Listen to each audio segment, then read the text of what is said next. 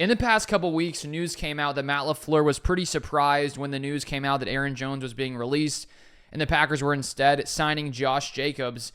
And I want to show you a tweet from Clay Matthews, former Packer, yesterday, and he had some questions regarding Matt LaFleur and his involvement. So first off, let me show you the tweet that Clay Matthews responded to, and here's the tweet from Dove Kleiman, who says, "Wild, Packers head coach Matt LaFleur was shocked by the release of running back Aaron Jones.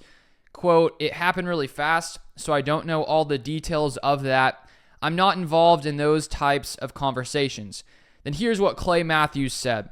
With a rookie QB, young receiving core, and Watson injured, Jones was Green Bay's offense.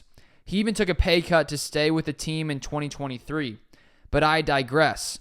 I find the lack of communication between head coach and GM to be wild. LaFleur has been one of the most successful coaches and doesn't have a say.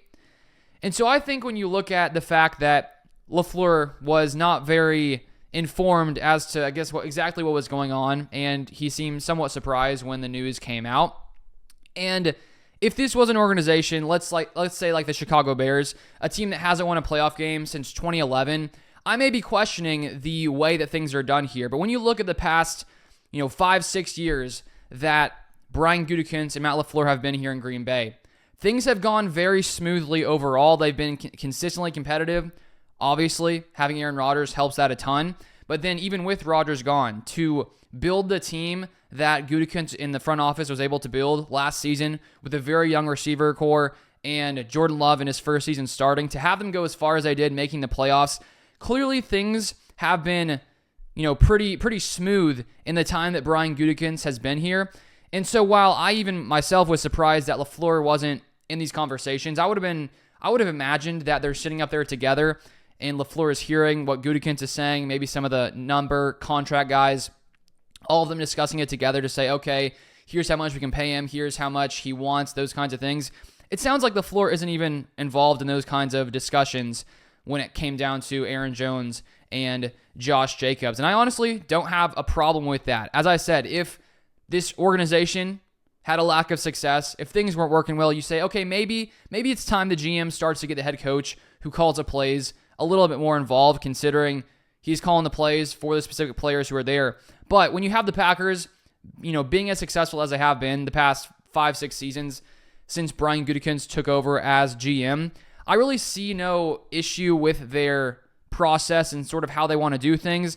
It sounds like Gutekunst in that front office like to keep things pretty close to themselves. We heard Aaron Rodgers back in the day, back in 2021, in his super long press conference where he came out, shared all of his issues with the front office, the fact that he wasn't really ever involved in discussions. It sounded like the Packers and their front office and Brian Gutekunst didn't even go to Rodgers to say, would you like this move? Would you not like this move? And at the time, I understood Rodgers' frustration. You see a quarterback who's of the caliber of Aaron Rodgers, you think, well, maybe he should have some kind of say. That would make sense.